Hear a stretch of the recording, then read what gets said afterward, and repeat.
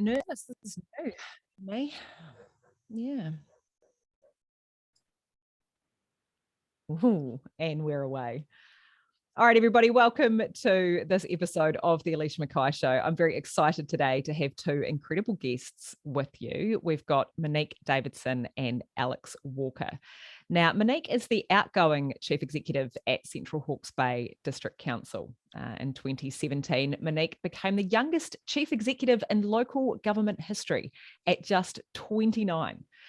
She left her post as the General Manager of Customer and Community Services at Horowhenua District Council, moved her husband and her two kids, and off she went to Waipukurau. Now, in very exciting news, Monique is now Horowhenua bound once more, as she's been appointed into the role of Chief Executive there, which is an excellent example of just coming back and dominating. So, you know, hometown girl made good. Love that. I had the pleasure of meeting Monique for the first time in 2017. Now, full disclosure, what happened there was she hit the news for being the youngest chief executive in local government ever at just 29. I saw an article and went, oh, well, I want to be friends with her, and sent her a message and said, hi, can we please be friends? I'll drive to Palmerston North if you'll drink a coffee with me. And to my absolute amazement, she said, okay. And so my stalking really paid off, is the moral of that story. And we had a cup of coffee. And since then, I have always been a huge fan. And we've had the pleasure of working together and catching up a couple of times since then. So that's very cool. Now, Alex, I'm also delighted to introduce you all to Alex Hawke, the Mayor of Central Hawke's Bay. Now, Alex is in her second term as Mayor since taking the reins in 2016. Now, in the 2019 election, I looked this up ahead of our conversation. She didn't just win the election. Like, this was a landslide. So it said in the headline, Mayor wins election by 4,000 votes. And I'm like, well, that's a pretty good margin. How many votes were cast in total? I then find out that Alex has come in at just over 4,500 votes, and the closest runner-up was sitting at about 300. So there are words for that as a victory, and it is more landslide than win. Now, Alex owns the Chook House, which, as far as I can tell, is a marketing, consulting and co-working space. And she lives on a farm near Waipukurau with her husband and her 4 children. Draws on that good farmy stuff in her role as the Local Government New Zealand Rural Sector Chair and Rural Sector National Council representative. So she knows her stuff, she knows her farms. Look, I am delighted to have the opportunity to host this conversation. Monique reached out to me a week ago and said, Alicia, I'm leaving Hawke's Bay, and I feel like it's worth having a good chat with me and Alex before I go because of the special stuff we've done. Can you facilitate that? And I went, hell yeah, I can. And it was in their diaries before they could change their mind. And so it's very exciting to host this chat, partly because I just love hanging out with influential, go-getting women. Like, that just sings me up. I love that. But it's a bit more than that. Now, I want to make the point that Central Hawke's Bay District Council is one of only 7 councils in New Zealand that has a female mayor and chief executive pairing, one of which is my local council, Porirua City Council, where we have the wonderful Wendy Walker and Anita Baker leading our community. But there are 78 councils in New Zealand. So that's not a small feat. That is a definite rarity. But when we look beyond that, because it would be easy to stop there, this is a council who have punched above their weight in a bunch of incredibly objective ways. I've witnessed firsthand the culture that Alex and Monique have created at Central Hawke's Bay District Council, and it's remarkable. Their Project Thrive, which was first launched in 2017, right after Monique took on the big job, was just this immediate walk the talk moment. They took one look at the classic annual plan process, went, this is crap, binned it, got out in their community and really connected with what people out there actually wanted for their future and how they could make that happen. Not satisfied with stopping there, they took that approach to their long-term plan and they turned the mirror in on themselves, using the same consultative, facilitative, empowering approach to change the way that Central Hawke's Bay District Council as an organisation planned and operated for the future. So it was no surprise then that in 2020, these guys won the Innovation in Organisation and People Development Awards at the Local Government Excellence Awards, which is no small feat for a council of this size. Let me be very clear. Now, they were also the first council in New Zealand to get a AA rating in Council Mark, which is an independent local government assessment where a couple of dudes who've never been to your town turn up, go through your council and tell you whether you're any good. So they were not only the first rural council in New Zealand to get a grade that high, but they're actually one of 2 councils in the entire country that have managed to do that well. So when I say punching above their weight, I'm not kidding. Now, what we're going to do today is get behind the scenes of this dream team a little bit and find out how they managed to pull this kind of success off together in a sector where the relationship between governance and management is not always rosy. There's an inherent kind of conflict that butts heads when you've got elected politicians and bureaucratic leadership trying to work together, and it doesn't always go very well. Now, these two have managed to pull off something quite special where they not only got on, but they got shit done. So I think it would benefit all of us to learn a little bit more about how they made that possible and what we could possibly learn from that experience. So that's my introduction. And I did promise both Alex and Monique that essentially what would happen in the first few minutes of this podcast is I would just wax lyrical about how wonderful they were, and they would have to sit and smile and listen to it. Did that meet your expectations, Tim? That's so uncomfortable. It's funny, isn't it? You're like, this is all true, but I just feel a bit weird about it. It is weird, but actually some of what you said, about the idea of governance and management butting heads, and immediately you said that, I wanted to jump in and say, yeah, but we knew that. We wanted to chuck that out. We didn't want to be like that. So, important way to start the conversation probably. Yeah, I love that. So look, tell me, Alex, starting with you, what's the vibe like at council at the moment as you prepare for Monique's departure? Sad.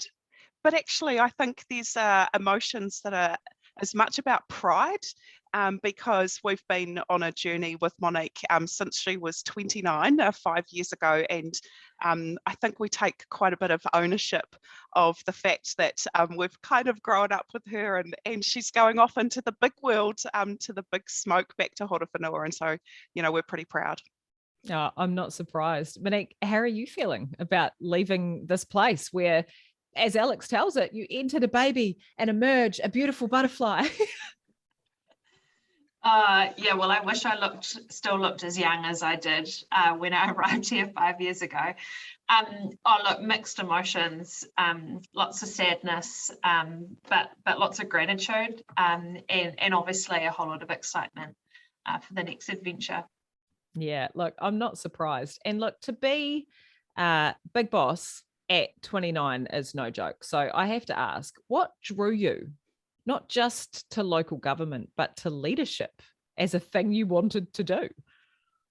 Yes. So look, I think I've always kind of naturally found myself in leadership roles, whether I saw it like that or not. I'm one of 6 kids, the second eldest, and I think that tended itself to kind of leadership in my formative years. And then obviously, you do things at high school and university which develops that stuff. But I fell into local government. I had no idea really about the broad range of things that local government does and how it connects to community, but fell in love with it really quickly. And I don't think it was kind of this, what led me to leadership. I think probably it was about the work that I did and the people I was around just naturally led me to this position of, well, I actually quite like this, and actually I'm kind of good at it. I enjoy people, and I enjoy connecting with people and leading them to deliver cool stuff. But as people who know me well will know that I have always kind of had a plan. So when I did fall into local government, there were some pretty influential people that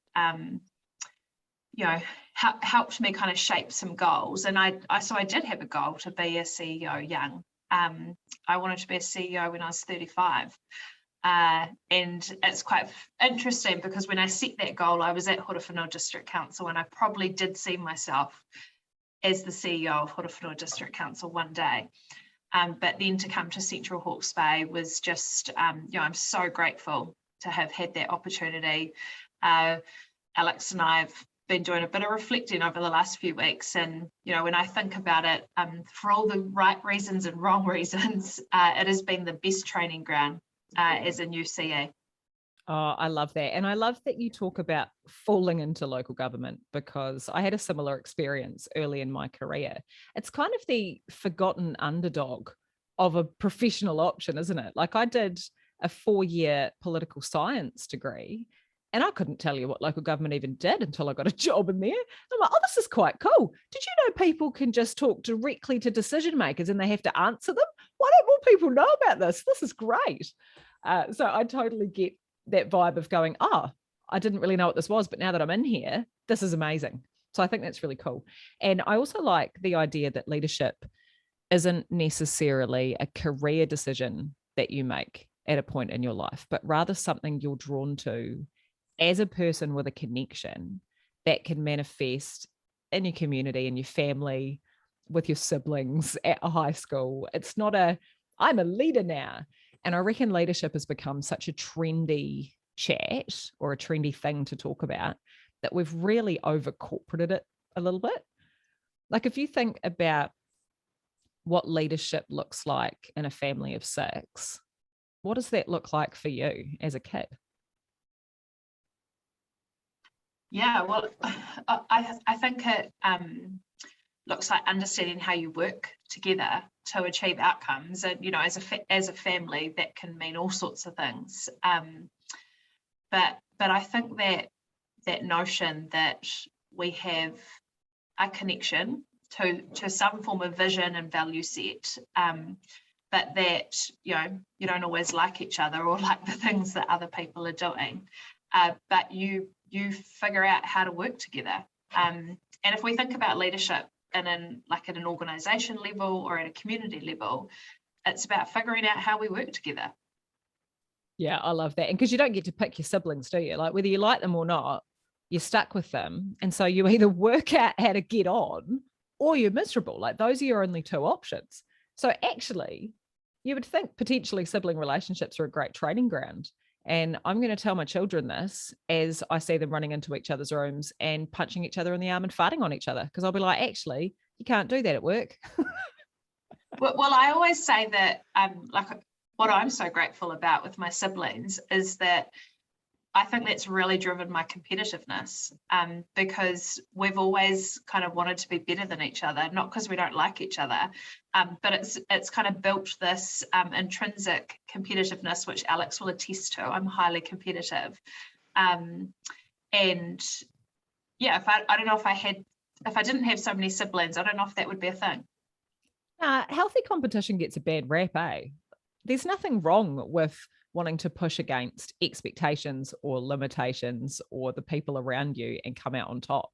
It's not a negative push people down behavior. It's a intrinsic driven trying to do something behavior. And I think women often are particular targets if it doesn't look good, if we're ambitious or competitive or something. And actually, mate, if dinner's being served and there are 6 kids at the table, you fight for what's yours, because otherwise you're left hungry. So I think that's awesome. Now, Alex, you're also in a leadership position, but one where you had to win over the hearts and minds of an entire community to make that happen. What in the hell inspired you to want to be the mayor? Well, I fell into that too, actually, when I look back on it. And leadership is that you've said, this journey where you kind of realize some things about yourself as you're working and as you go along. And in 2016 in Central Hawke's Bay, there'd been some really tough times, and there was a few contentious things going on. Hawke's Bay had a massive scrap about amalgamation of councils. Hawke's Bay was also having a pretty massive scrap about large-scale water storage, and water in a community is a great way to really get people's emotions going. And so what was going on was that I could see that community was like, we can't deal with this anymore, and we're looking for something a bit different. And And I could sense that, and quite a few other people could sense it too. And actually, what happened was a pretty wholesale change of position for the whole community, and they really bought into it. And it was kind of emotional. When I said I was going to stand, I remember vividly the day that this happened, and I was in the supermarket, and this woman spoke to me across the freezers, across the frozen peas, and she was crying. And I was like, this is an incredible thing where leadership in a council, a mayor, can have such an emotional impact on people. And the fact that when you're in a negative leadership situation where people feel really disempowered, that actually it really impacts people's lives and their emotions. And so that really sparked something in me, and it sparked something in the community as well. And so my Central Hawke's Bay elected me to be the mayor without having been on council before. And there was this kind of, what have we got to be afraid of? Everything's got to be better than what it is now. Let's throw out the book and start again. And the community got that. So they elected me, but not just that. Of the 8 councillors, they elected 6 new as well. There was only 2 returned. And when I think about the opportunities that both myself and Monique have had in the last 5 years around leadership and about the things we've been able to do, it's actually because the people of our community had this bravery to go, we're over this shit and we're going to move on and do something completely different. And that laid this incredible opportunity for me and for Monique coming into the organisation after that too. And we've thought about that quite a lot in the last few weeks as we've been looking at Monique leaving and reflecting on what we've achieved. And actually that journey for us has really been about that bravery that our community had back in 2016 to just go, nah, we've had it, let's get on and do it different. Oh, I love that. I mean, I'm a huge believer that politicians and leadership in any community or society are a reflection of the community or society that's produced them. And so when I hear people wondering how people got a Boris Johnson or a Donald Trump as though they were anomalies, I'm sort of like, no, actually, they're a really extreme representation of forces that are at play in your society and your community, and they're representing something important. And so your immediate connection between your presence and support for the leadership and what your community needed at that point in time, which was bravery and difference and new and challenge, is a really beautiful reflection on that. Because I mean, my work is all around leadership in context, and the idea that there's no such thing as a good leader that just comes up in a vacuum and does the right courses and has the right disc profile. It's a contextual relationship of where have you been? What have you seen? What did people need? How'd you respond to it? You know? So I think that's beautiful. But the idea of coming on council without having ever been on there before as mayor blows me away. What was that experience like at the outset? Oh, well, crazy. Of course it was crazy.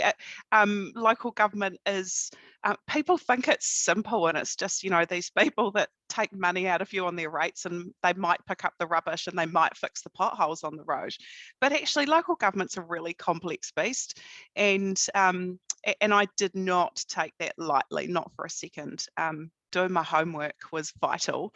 And as soon as I decided that I was going to do this, homework was the thing that I did. Went to every meeting I could possibly get to, read everything I possibly could. So being prepared for it.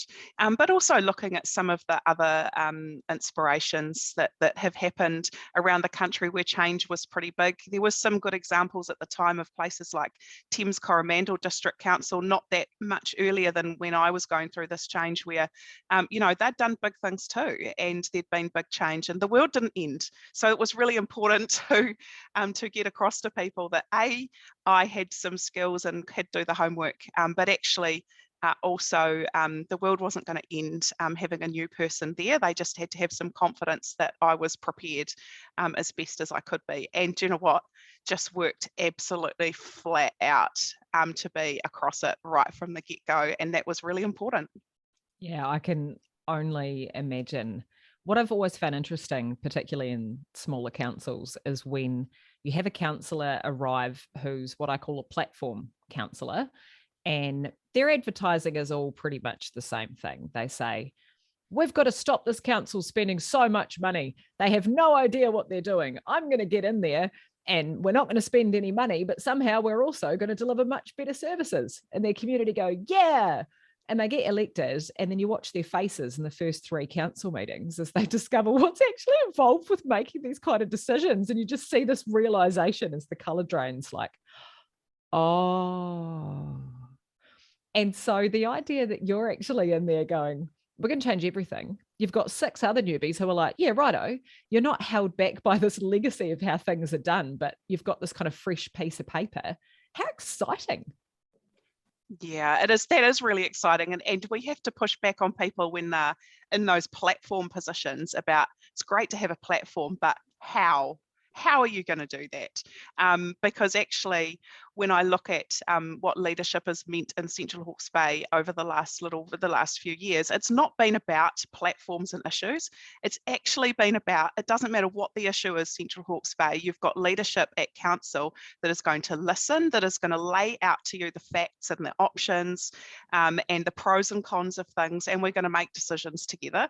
And so if we can evolve more leadership like that in local government that's responsive to communities, look, I think that there is massive things that we could achieve at a local level, even more than what we're doing now. Oh, preach it. Because otherwise, what's the point of having local government? Like, if you think council's job is a utility provider to fix the potholes and keep the water running out of the tap, democracy is a very expensive and inefficient way to provide utilities. If you want a utility provider, we can do that. But that's not what council is. It's a democratic institution, which means there must be a higher calling. And so if we're going to go to all this effort and all this expense to give people the chance to be represented at such a local level, isn't the most important job that you've got people in that job who listen and are connected and walk alongside? Vital. We had a debate at our council table just yesterday, about the rents on our retirement houses, and we can take that that asset management viewpoint to it, which, because there's a cost to run it, but ultimately the debate came down to about the impacts on those people in those houses and the well-being of those people, both as individuals and as a collective, which really push us around how we make those calls. And well-being of our community sits right in the center of that, and that's where we've got to add the value. I just love that you get that, because I reckon on every council there's at least one person who says, you'd never get away with running a business like this. Do you know this person? You'd never get away with running a business like this. I'm like, well, no, but if it was commercially viable to provide elderly housing, then we wouldn't have to do it, would we? Like, we're doing swimming pools and libraries and elderly housing because it's not commercially viable. It's because the community bands together and says, this is important for us. We'll fund it collectively and not depend on the private market to deliver that, because that's not what it's about. So I think that's just such a beautiful, right place way to start when you're making those kind of decisions. And I'm no longer surprised that you've achieved the results that you have coming from that kind of viewpoint. But Monique, this is pretty sophisticated leadership chat for what is actually a fairly small rural council. These are conversations that I've tried to land in massive metropolitan councils who battle with this very thing. How do we put well-being ahead of some of our asset management or financial concerns? Why have you guys managed to make that work? Oh, look, I think there's a number of reasons for it, but some of the stuff going on in my mind is, and if you think back to kind of how Alex articulated, the community very loudly said what they wanted at the polls, and they elected basically a whole new council, and that has created a moment in time and a platform for change. And I think that we shouldn't underestimate, and I will always be grateful that I had that platform for change, because it allowed, using Alex's language, for us to throw out the rule book and almost create again. It wasn't that we were trying to kind of, just fix a little bit here and a little bit here. We were actually trying to rebuild a whole new organisation. But I think the other thing that's played in our favour alongside that is that we are small. And because we're small, we've been able to be a little bit naive, but also be agile. Like we don't have layers and layers of bureaucracy. You know, I deliberately built a whole new leadership team where we, you know, from day one, were really focused on building a quality, transparent and trusted relationship with our elected members. And, you know, when people ask me, well, what's been the magic ingredient? I always describe the relationship with the elected members, which, you know, the reality, the centre part of that is the relationship that Alex and I have, but it's broader than that. It's the relationship that elected members have with myself and the senior leadership team. Because if we don't get that right, that reflects trust, it reflects integrity, it reflects the spirit of service and the spirit of bringing democracy alive. If that's not right, then everything else would have failed. So I think that is the, you know, that's the thing that we need to continue to look to empower more councils and communities around New Zealand to have.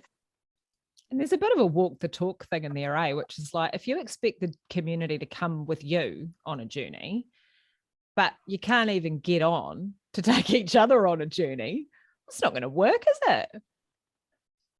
That said, it's not necessarily easy to build that kind of transparency and trust. Alex, have you seen examples where this hasn't gone well? Well, not with us and not with the culture that we've created. You know, you see it, you see how some politics rolls out across local government and other parts of the country, and you can see it. You can see where there's obviously a distrust between councillors and a management, or between the mayor and the management, or sometimes between the mayor and councillors. And generally it comes down to the fact that there's suspicion about whether the information's all there. So you can't talk about trust in local government without talking about transparency, and vice versa. And look, we were really clear when Monique came on board that that's what we had to focus on. And because there was no trust, community didn't trust council, councillors didn't trust council, like there was a whole massive trust issues going on. And so the way to combat that was transparency, and it takes a lot of self-control to be able to do that. And you're not just asking 2 people to have self-control, you're asking 10, 12, 15 people to buy into that. And so what that means is that every single person has to have that relationship with transparency and with the trust. So yes, I see the relationship between Monique and I as the chair and the CE is like the nexus of an hourglass, you know, with governance and management on each end of the hourglass, and it's a pivotal part. But actually the relationship has to extend not just between us two, but between Monique and every single one of elected members, and between me and my elected members and her management team as well. And that's what gives the strength to that nexus point, which comes between Monique and I. I love that image of the hourglass. And I reckon you bang on the money. I'm automatically thinking of Stephen Covey's Speed of Trust, where he's like, when you don't have trust, everything just takes a really long time. Because if you want to bring a report to council, and so they're putting their energy into looking for what is really underneath, and they ask for more information. And so then you've got officers going and telling you how many ebooks people rented out in June because somebody asked for that once 10 years ago because they were suspicious about ebooks, and, you know, and on it goes. And you've got these meeting agendas that have got a report this thick of the information nobody wants, when actually more information doesn't make anyone feel better. It makes the officers feel as though they're on the defensive, or they might have something to hide, or they're trying to preempt issues. It makes councillors think they need to be across it, or they're going to miss something or have something slip past them. And it's just a very slow way to do business. Yeah, it is slow, but there's also an important thing here about understanding each other's roles. And so if counsellors are asking questions about the number of ebooks, counsellors don't have a good grasp of what their role as governors actually is. And so that's the other thing that comes with the trust and transparency thing between governance and management, is absolutely understanding each other's roles. And there's times when we ask questions of each other that are related to each other's roles, but actually every time having the respect for the fact that governance are there to set the direction and the big picture and make sure that things are tracking along, but actually the accountability for the small stuff sits with the management team. And too often that stuff gets blurred, and it's vital. Trust and transparency is inherently connected to the fact that you understand your roles as well. Oh my God, I couldn't agree more. But Monique, you'll know as well as I do that we talk about governance job and management job and the difference, and we have these induction sessions with new counsellors to try and make that really clear, but that is extremely hard to do. How did you make that happen? Well, I think that remember we had a reason to be tight, and our reason to be tight was because the community had said we need change. There was not just one, but multiple burning platforms. And, elected members right from the outset backed me as their CE and said, we trust you. And then in return, we built that trust through transparency. And, often counsellors didn't want to know what I had to say, not because they didn't appreciate what I was telling them, but because there was a period of time where I was delivering bad news after bad news after bad news. But I think the honesty, followed by the integrity and the way that elected members reacted and responded to that information, but a really deliberate strategy to take community with us. So that transparency didn't just sit between the governance and management relationship. That transparency actually was reflected in the way that we were talking and working with community to develop solutions. Yeah. But it was hard work, and even though we have a high quality governance and management relationship, it still is hard work. And if it didn't feel like hard work, then I don't know whether we would be focused on the right things. I don't believe in this kind of fine line between governance and management. I think we can all read the books, we can have the training, we can go through the induction, and there are points in time where the fine line matters. But actually, it's not black and white, it's grey. And until you understand the grey area, are happy in the grey space, and can have really mature conversations, elected members to CE, about what does a healthy relationship in the grey space look like, then I think that's where we start to see tension. Oh, I couldn't agree more. And it's all well and easy to say, oh, I was just really honest and that's what built trust. But that's not that easy, is it? It's really hard to be in a new job, trying to prove yourself to people who've hired you, because you get that every time you get into a new job, you get that imposter thing where you're like, are they going to find out? Are they going to regret what they've done once they know what I'm really like? I reckon we all have that. But being able to stand up to your new bosses that you're trying to impress and go, all right, guys, here's the thing, everything's shit and I don't know why.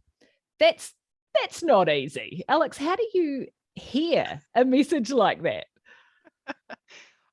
Well, it's when it's delivered with true emotion and integrity, it's really important. And so to see Monique totally bought into the pain that some of these things are going to create for community, and I hope she doesn't mind sharing, but when we had this very transparent conversation about how council had spent $8 million on upgrading wastewater plants that the latest report told us were never ever going to meet resource consents, and the potential solution for that was tens of millions of dollars that our community really just going to struggle with. like there was tears. Like this is big stuff. This is big stuff for community. It's big stuff for careers, and big stuff for reputation. And so when those transparent conversations are truly delivered in a way that is about what matters, which is about people, and about the outcomes, that's when it's able to be truly believable. And then we all just get on the boat together and go, right, where are we heading to fix this? And when I think about what has truly made Monique's journey so powerful with us on that transparency bit, is not that she's just transparent, but actually then she's gone, right, this is how we can deal with it, and has delivered. She has told us what needs to be done, and then has had the absolute grit and determination to go, I've got to prove everybody wrong. We've got to be first. We've got to be the best. We've got to be the biggest. And man, we're just going to do it. And that's what she's done, right? She hasn't stopped. So even with the hard stuff, we've agreed on how we get it done. And her drive has meant that delivery has added to that credibility, and sort of rounded out that picture of we can be transparent, but actually we can get shit done too. Alicia, to my ears. Alicia, I think you'd appreciate the story that I think it was like I was maybe 3 months into the job when I had to tell them the bad news that it turned out our wastewater treatment plants were a lemon. And I was really deliberate in that I wore the same dress that day, that the dress that I wore for my job interview, my final job interview. and the story will go on a little bit more, because then I wore that dress the day I told them I was leaving. And I'm hoping the dress looks all right tomorrow for my last day.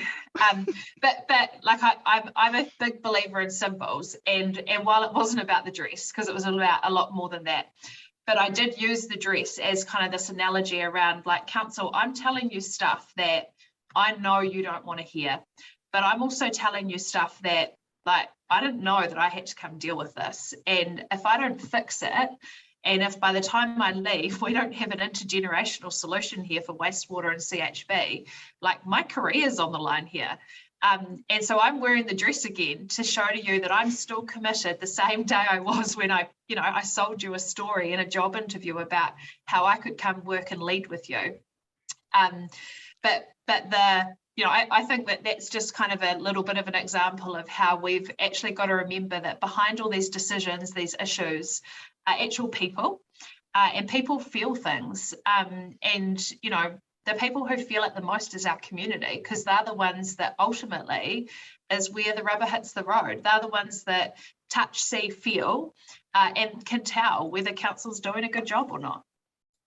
God, it's just so clear to me, guys, that you cannot fake giving a shit. Like, people know if you care, and they know full well if you don't. And turning up and just being honest and coming from a place of giving a shit, it sounds so basic, but it's such a difficult thing to do when, as you've pointed out, there's careers on the line, there's reputation on the line, nobody wants to look stupid, there's fear.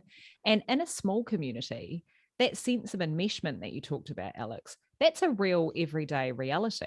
The people who are on council aren't different to the people in the community. They're not making decisions to them. They are the people of that community. And they're affected, and their families are affected personally. And let's be super honest here. It's not a glamorous or well-paid job being a rural councillor or mayor. It is hard yakka, it is long hours, and you are not paid enough for the privilege to do it. And your phone rings at all hours of the night from people telling you stuff. Like, you'd have to be mad to want this job. You can't be in it for the money or the power. So that giving a shit's already there. And the idea that you can both tap into, look, we both really care here. Like, no matter what is challenging, and we've got to tick the box, and there's bureaucracy, and there's money, and there's a whole bunch of stuff involved, at the end of the day, you really care about this place. I really care about this place. So can we put the other stuff to bed and get on with fixing it, please? And it's just so refreshing to hear that. But on that note, a lot of people have visions. A lot of people put a lot of energy in the public sector to going out and developing these 5, 10, 20, 100-year visions for community. And there's lots of workshops and post-it notes, and everybody feels really good, and they use a lot of whiteboard pens. but it's actually pretty rare for that to translate so directly into action. And can you tell me a bit about how you first kind of got this thing moving and what the immediate changes you saw were that you were able to use to back up your credibility? Yeah, well, that's it starts from the group of elected members that were elected when I became mayor, and we did the post-it notes and the whiteboard markers thing that you're just talking about, just the 9 of us, and in the very early days, and we talked a lot about values of how we wanted to operate, and we came up with some pretty standard ones: trust, honesty, respect, but some that were a bit more personal about innovation and valuing people and excellence. And we had this magical moment when those words spelt the word thrive, THRIVE. Like you can't do that on purpose, right? It was an incredible moment, actually. And then when we saw this word thrive, we were like, actually, this encapsulates the energy, the direction, the purpose that we've got and our community wants us to have. And so yeah, like you can't just purposely go and do that stuff. That was a really special moment. But we turned that into, well, how do we capture our community on that? And we spent that time with community genuinely asking the questions of, what is it you love? Where are we going? What do we want to achieve? And what's holding us back? And we literally took, and this is the trick, it's not about the whiteboard markers and the post-it notes, it's what you do with that. And you've got to treat that with integrity. And we took every single word and translated every single word into our roadmap of the things that we needed to do. And we took it back to our community, and we got a hall here just around the corner, and we literally hung the posters on the wall that had these thousands and thousands of words and actions, and they were prioritized in categories and all this kind of stuff, and invited the community back in. And people came up and they came to the wall and they're like, oh, I said that. That's my words there. And that was my idea. And they could see where it fitted. So, we could truly create a plan for how our community was going to thrive by treating their voice as a genuine part of creating the plan and the journey, and treating that with respect. And so that got consolidated down into our key actions. And I can pick up a book now, it's about this thick, that's got a whole long list of things that are in it that have been categorized, and we can tick them off. And there's things that we're just ticking off on a weekly basis of projects that have been initiated because of how that's fitted into the community's vision and their words. Okay, there's 2 things I adore about that. One is that, like, thrive is a verb, it's not a noun. You can't passively thrive. You can't think about thriving. You can't develop a framework of thrive and then go home. Like, if you're going to thrive, there's action involved. Like, that has an activity in it. So I'm so into that. But the second thing I love the most about that is this willingness to use people's words and thoughts and not try to massage them. Like, you go out, you do some consultation, and then you hand it to your strategy, performance advisor, whatever, and they're like, I think this is really about an inclusive, innovative community of the future, isn't it? And you know what? It might be, and that might sound better, and it might look better on a poster, but people don't see themselves in that. And the power of reflecting people's genuine words and thoughts back to them, unfiltered, unmassaged, is walking the talk on the kind of values that you've both said to me around being genuine and being transparent and not trying to fix things up behind the scenes. And it's such a brave, it shouldn't be, but it's such a brave move to take in this environment. So just like massive kudos for that. Monique, as chief executive, obviously proving you're actually going to do something with this is important, and also kind of sits under your mantle. Like, governance has done their job. They've been involved in the posters. They've set the direction. You're then sitting there, 29 years old, thousands of posters going, okay, cool. How the hell am I going to do this? Where do you start? So I think one of the first things is, 29 years old with a 5-year contract, day one starts now. And I do think that the nature of kind of how we employ chief executives doesn't, in my view, like in the way that I what motivates me. Like, it incentivized me to get cracking. But my very first priority was around having confidence that I was surrounded by a team that could deliver. And so I unapologetically and deliberately developed a leadership team that to this day, we're all still together. They are, they're a formidable team. Some came from within local government, but actually over half of them came from the private sector. And, we've deliberately applied the first team principle. We invest a lot of energy and time into our team. And for a while there, like, that created risk for the organisation, because, there was kind of this bridge that we were purposely building between us and the rest of the organisation, because we needed to be as tight as possible and needed to have confidence. We were really clear about how we were going to turn that strategy into action. And obviously since then have done a whole lot of work across the organisation around making work easy, growing our people. But the reality is none of this would be possible without the people that I lead and the people I work with and the partnerships we created in the community. But then the third thing was around pace. So I'm all for taking time to do stuff so that we get it right. But I'm a massive believer in quick wins to build momentum. And council, they had big ambition about quick wins. And at times I kind of had to soften that ambition with, well, come on, let's get real, guys. But I think when I really sit back and reflect on our ability to what we describe as bring Thrive alive, deliver the strategy, that amongst all of that, we've actually continued to face adversity. So when we built that strategy and had huge ambition about the stuff we were going to deliver, we didn't know we had a failed wastewater treatment system. We didn't know that we had, a library that wasn't earthquake strengthened, even though we thought it was. We didn't know that we were going to have a key town pool that we had to close. We didn't know we'd have COVID. Like, there were all these things, but actually the organisation has not only delivered on Thrive, but has actually been able to tackle what was some really big stuff that got thrown at us. And the reason that we did is because elected members stayed bold. They were like, we're keeping on focusing on our strategy, but we'll fix this stuff too. Oh, I just adore that, because so often you see these beautiful strategies made, but at the first hurdle they fail because you're like, well, there's a COVID now, or we've got unexpected finance and it's the first thing that gets put down. Whereas actually what real leadership is knowing that that's the first test of whether you really meant it. When you talked about values and you talked about the future, here is your first test. Did you mean it or not? And your community's not dumb. They watch that happening.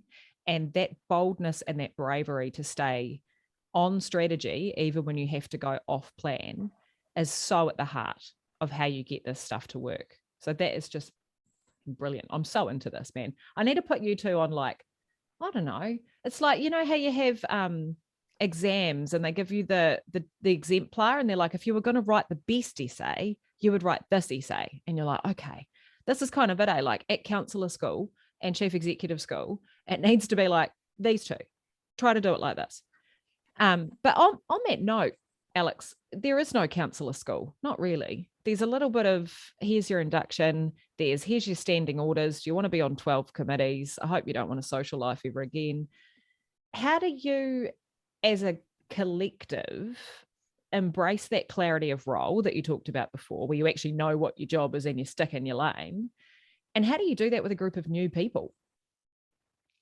Oh, you have to take time. And you have to build relationships between individuals and collectively.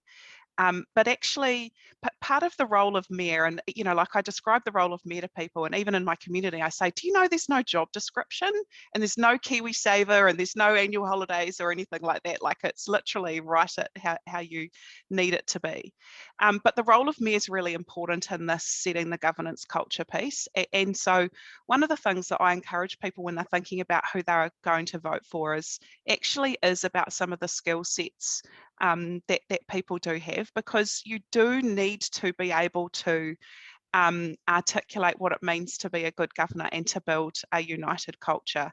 And you have to have the skills to be able to do that. A mayor with a platform can actually be really dangerous, I think. And actually, you need mayors that have got the skills to bring people together to create great decision making.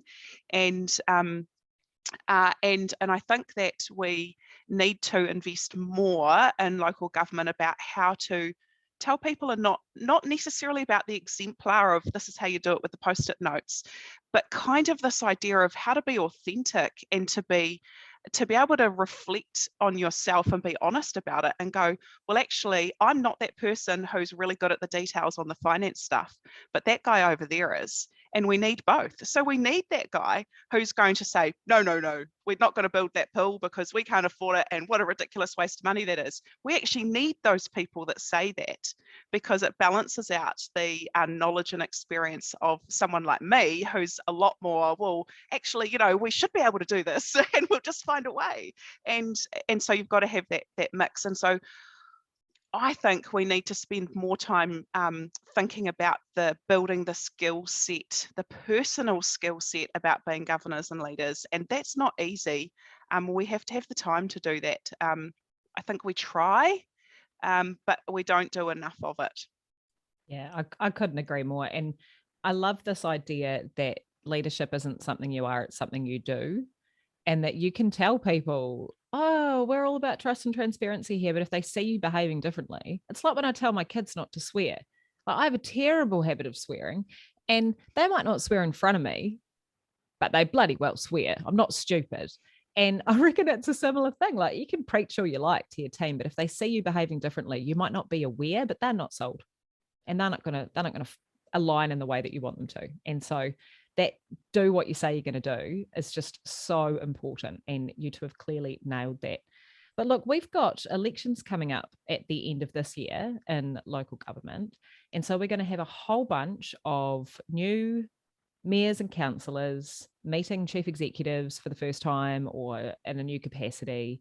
And they'll need to start off a whole new journey together of how they govern for the next few years.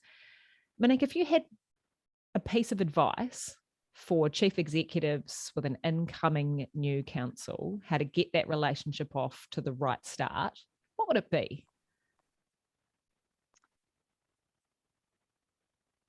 I think the first thing is about not making any assumptions. So, make no assumptions about who your mayor will be and who your elected members will be.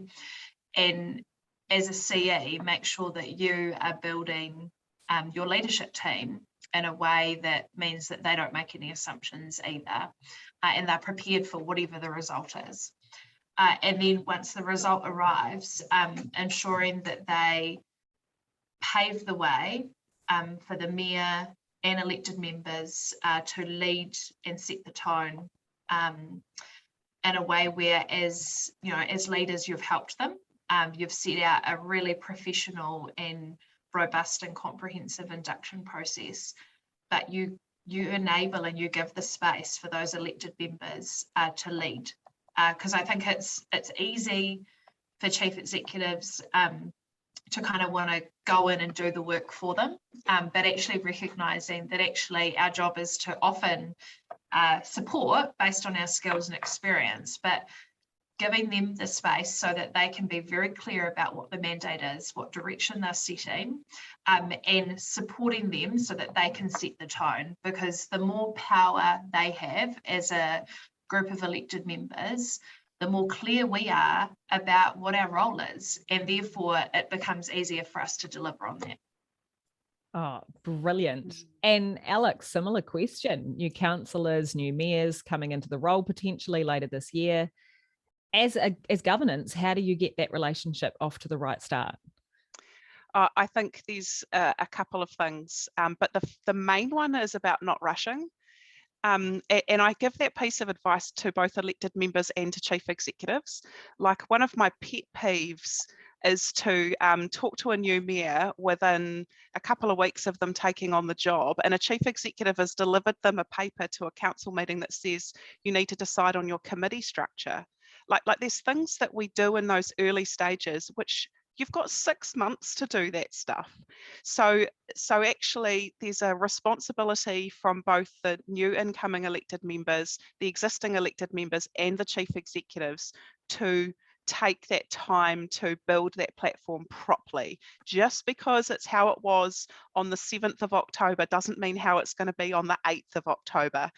Actually, that's why we have elections. And so take the time to get to know each other, take the time to remove yourself from the council building and go, and even if it's you just go and sit on a picnic blanket in the middle of a local park to talk to each other like real people, and build those relationships. So building relationships and taking the time, because if we rush into the structures and assumptions about how we think a council should operate, then we're potentially setting ourselves up with 3 years of something that might not be as good as it really should be.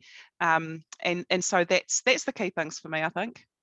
What exceptional pieces of advice. And I'm hoping that we can get this conversation out far and wide in time so that people can actually hear them, because I don't think that's advice that you can hear too many times. All right, I've got a couple of slightly left field questions for you both that I'm interested in knowing. I'll start with you, Monique. Monique, what's the most influential book that you would say has shaped your career or the way you look at life?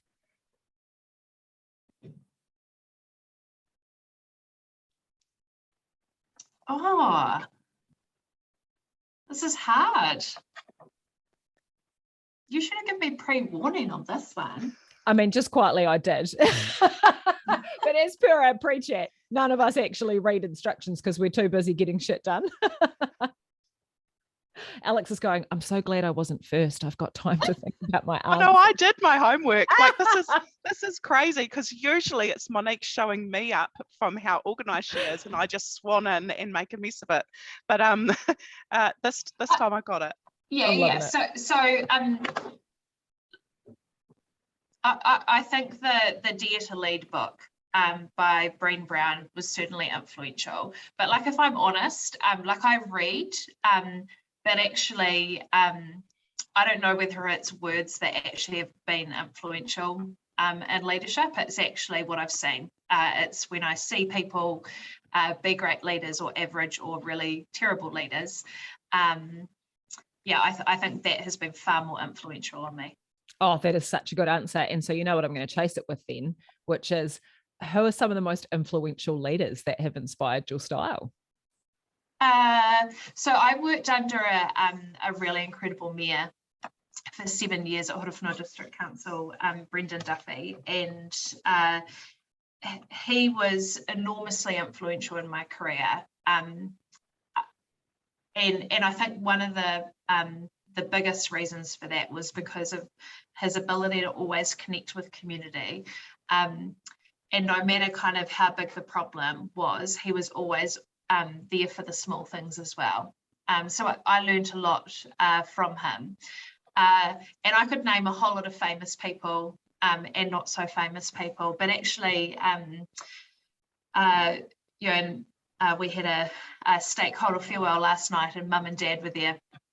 And actually, it's my mum and dad, and as cheesy as that sounds, like, they are humble as they come, as down to earth as it comes, like not into the corporate or kind of, public service life as I am. They're farmers, but the way they raised me and my siblings, the way they contribute to community, and the highest standards of expectation that they had for me and my siblings, I think that actually first and foremost influenced my career the most. I don't doubt that for a second. And you do rise or fall depending on what the other's expectations around you are, don't you? Especially early in life. All right, the last question for you is what the most influential or useful piece of advice you've had in your career has been. I think the kind of always, knowing that you could go home at the end of the day and sit comfortably with your decisions. Thinking about the short and long-term consequences of your decisions. But, certainly if I think about how I've grown as a leader in the last 5 years, a lot of people have liked to give me advice over the years about my age and how, I need to look after myself and not burn out and balance and all of that stuff. And there's at times where I've appreciated that advice, but there's been plenty of times where I haven't really appreciated that advice because I'm a massive believer that we make our own choices and that no one really knows kind of what our life is like at home. But on reflection, I think that advice I got about not forgetting my most important job, which is to be a mum. And so, I've got a 7-year-old and a 5-year-old, and they love that their mum, is a chief executive of a council, but actually they just love their mum. And so remembering that is the most important job. No, you're filling me with the warm fuzzies today. I love that. Now, Alex, you're ready and waiting for this one. Yeah. Having done your homework, there's probably a post-it note next to you. What's been the most influential book for you? I read a lot as well, and I like what Monique mentioned about Brené Brown and Dare to Lead. I think she's awesome. But actually, I had a little bit of a step change moment for me in my professional career before I was a mayor, where I was running the Chook House, my co-working space. And I came across Simon Sinek and Start With Why.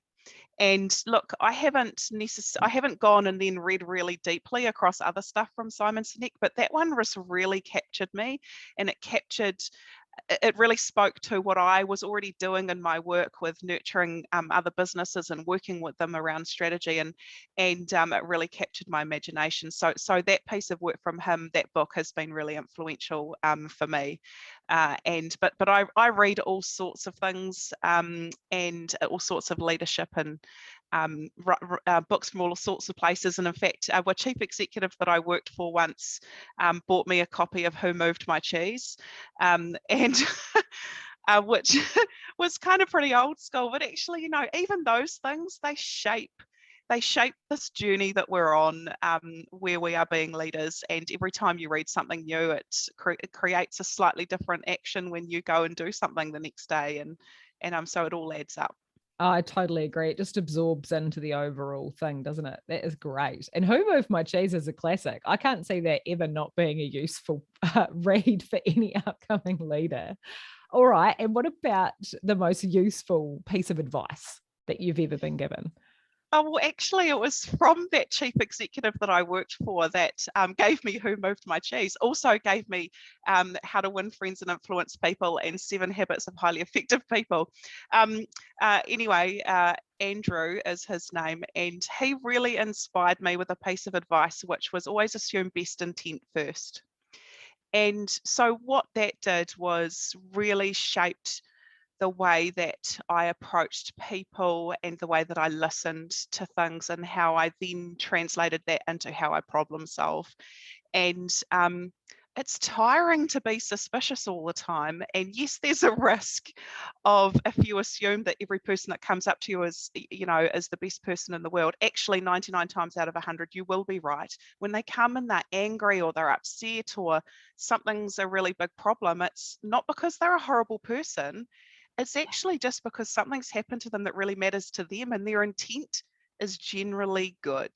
And so that has really shaped how I interact with people all the time. And so no matter, even in my team, my counsellor team, sometimes we drive each other nuts. But underneath it all, I know it's okay. I assume best intent first, and that ultimately it'll be all right. And I love that piece of advice, and that's really shaped me as a person in the last few years. Oh, that is such a great piece of advice, and easy to say, hard to do when somebody cuts you off on the motorway and you're leaning out the window shaking your fist. Just me. All right. And then based on Monique's answer, I'd also actually be really keen to know what a bad piece of advice you've had is. Oh, I think the bad pieces of advice for me have been, you've got to stand up and say this really loud, Alex. And you get that in small towns and in local government, and when the politics on things get really hot. And I hate that piece of advice, because actually it doesn't resonate with me as a person and a leader. That's not how I operate. And but it's been really tempting at times to take that on board, because you're going, okay, so what am I going to do next? And someone says that to you and you're like, okay, no, that's not me. And sometimes it's hard to kind of sense check that, particularly in a rural environment. You know, we talk about parochialism in our rural environments, and so that feeds some of that, but actually that's not me. And I've had to consciously push back on that. Oh, that is so great. And if you're not in your comfortable space or being yourself, how are you supposed to do a good job, and how's anybody supposed to believe you? And that's something that I think both of you have in common, is that you've been able to bring who you are, what you're about, and what you care about to your roles, and then use that to guide how you make decisions, how you've built relationships with each other and more broadly. And you just cannot fake that. There's no formula or leadership book you can read that's going to make you a better version of yourself, unless you are willing and able to show up and actually be yourself. So both of you have done such a commendable job of doing that, and the results are so obvious. So it is an absolute joy. Look, we're reaching the end of our conversation today. The time has just flown by, and I have adored every piece of this. I think you are both a real compelling case study in what it takes to build not just governance and management relationships, or not just relationships in local government, but what it means to lead from the heart, and not to use that as an excuse to not get shit done. And that's a lesson that is useful no matter where you work or what you do. Some of the foundational principles that you've touched on today around being really clear about what your job is and what good looks like there, leading from a place of transparency, integrity, authenticity, and putting trust and connection and people first, even when it's hard to do that. Those are timeless lessons that are useful no matter what kind of decisions we're facing in our lives. So thank you so much for coming to share those with us today. If we're looking to find out more about you, I know, Monique, your LinkedIn is the great place to find out a little bit more about you. So we'll make sure we link to that in the show notes so people can stalk you like I did. And don't be surprised if, thanks to my share, people are like, oh, Monique, I hear you have coffee with randoms. And so in advance, I am sorry about that. Or a glass of wine. Or a glass of wine. So I am sorry about that. Alex, if we want to find out a bit more about you and what you're up to, where's the best place to find you? So I'm on LinkedIn as well, but I'm certainly not as prolific as Monique. That's her sphere. Most of my comms and social media space comes through my Facebook page, which is where that's a good place to connect with me. And but also likewise LinkedIn. I love LinkedIn too, but I just probably not quite as active. Yeah, fantastic. And that makes perfect sense if you are out charming a community, that you are hanging out on Facebook. So we'll make sure that we pop that link in the notes so that people can get involved and check you out.